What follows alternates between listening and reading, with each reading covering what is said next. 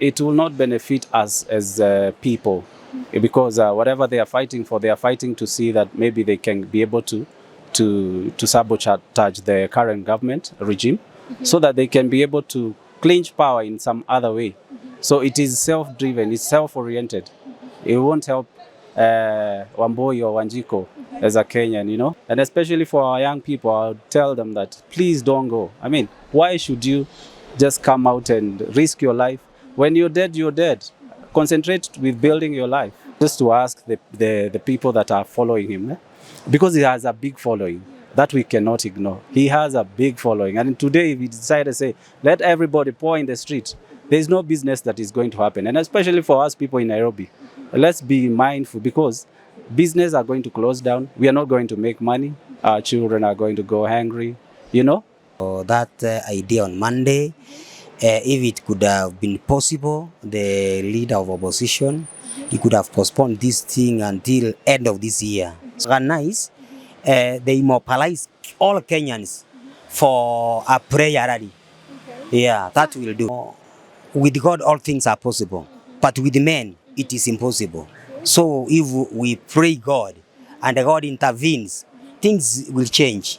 With only 5 days to the date with the destiny, are the Kenyans ready, or do they feel like this is an event that is going to bring a disruption to their businesses in the country? This is Angaza 254 with your host, Milian Kashi. Of course, hope along as we are going to get the views from different Kenyans on what they think. Do they think that this idea should be carried on? Should we let the opposition leader carry out the mass action that is scheduled to happen 20th March?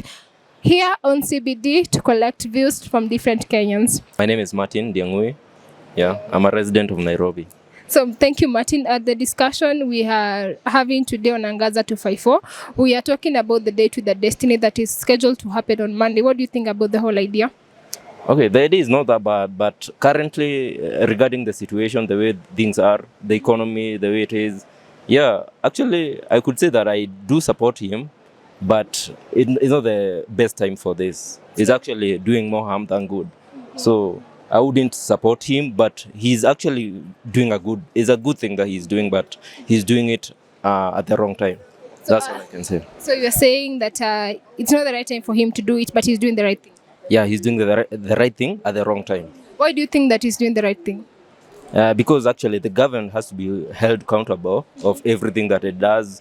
The corruption has to be fought in all manner of ways. But now the current situation does not allow us to have demonstration. There are people who have businesses here, and they need to pay their rents. And now the demonstration are actually ruining them, and they're actually not giving them a chance to even gather the little amount of money that they can utilize it to pay their rent and stuff like that. So do you think that Raila is not giving His Excellency the President William Ruto? He has not given him a chance. Okay, of course. It's just been 6 months after year. That goes without saying. But the other thing, the other side, they also gave promises that they knew that for sure they could not meet within the 100 days. And this one actually, it also actually, they hit themselves below the belt. But now, on the other way, Raila should not press them so much to the walls, because it shows that for real, they have a lot of things that they've said that they cannot even meet even in the next 2 or 3, 4 years to come. But that does not mean that they shouldn't be given a chance to at least exercise their right. And they were elected. I believe that they were duly elected, and they should be given a chance to at least I don't know the right word that I can use, but they should be given a chance to at least conduct their exactly. Thank you so much, Martin. Action? Did I say the mass action? They should be given because they have the right. They have the constitution right, but they are doing it at the wrong time. That's the problem. Thank you so much, Martin. My name is Peter Njagi, former MC aspirant, Nairobi CBD.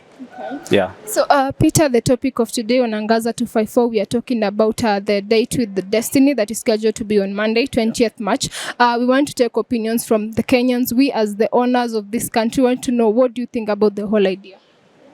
I think to start with, that whole idea in itself is not a good idea, whereby you ask people for mass action and stuff because of the fact that maybe you didn't clinch the, the seat that you wanted. But I mean, Kenyans are busy right now.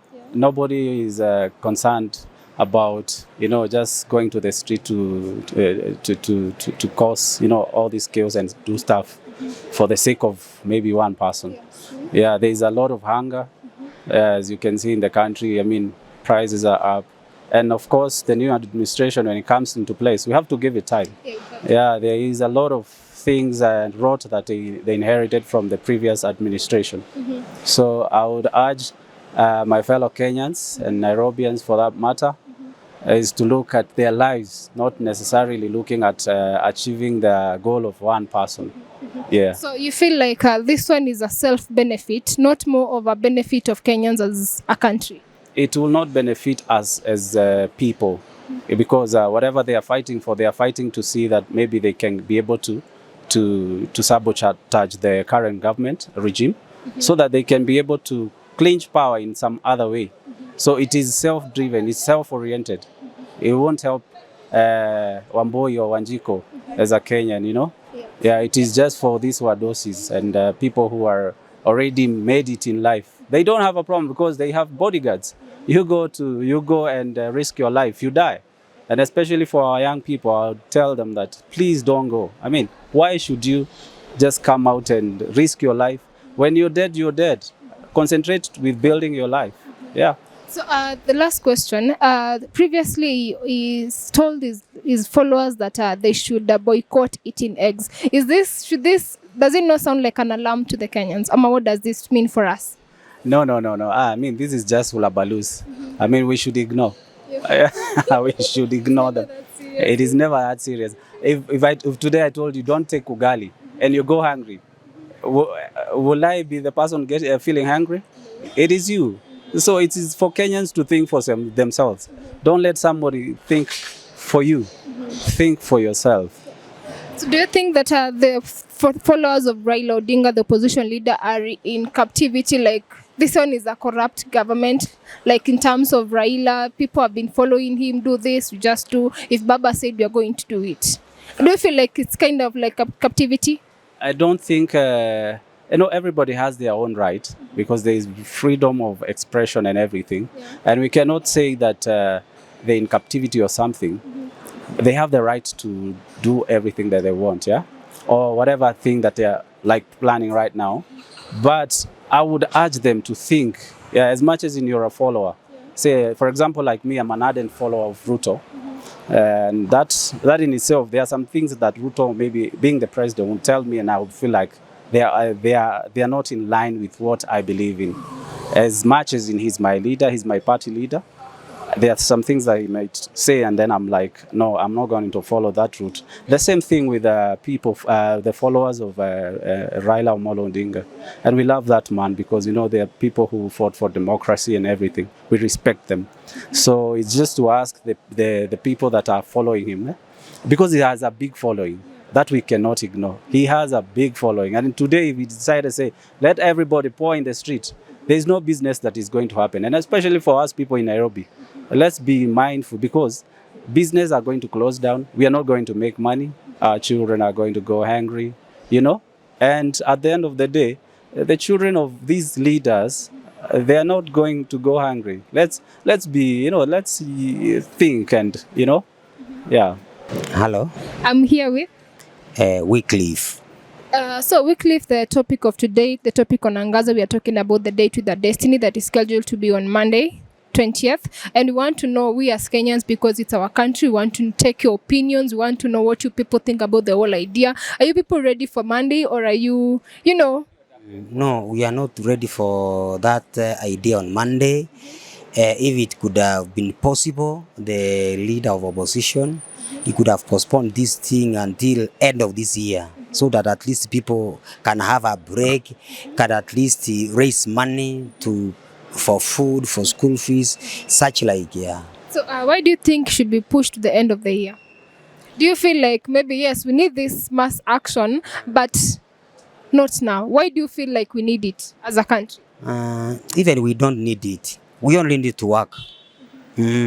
So we don't need a mass action. You feel like the prices are okay? You feel like the government is okay? Or do you feel like the government we have? Only in Kenya alone, it is worldwide because corona, drought, all these things, they are factors beyond the government, beyond the human beings. So they can understand these things. So you feel like it's a waste of time? It's a waste of time. It won't bring any change. It won't bring any change unless they organize, they mobilize all Kenyans for a prayer rally.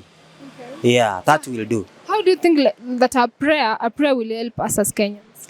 You know, with God all things are possible, but with men it is impossible.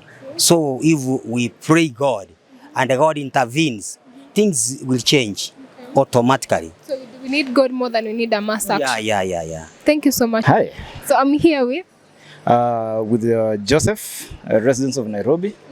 So, Joseph, today we are talking about the Date with the Destiny that is scheduled to take place on Monday. That is with the opposition leader, Raila Odinga. What do you think about the whole idea?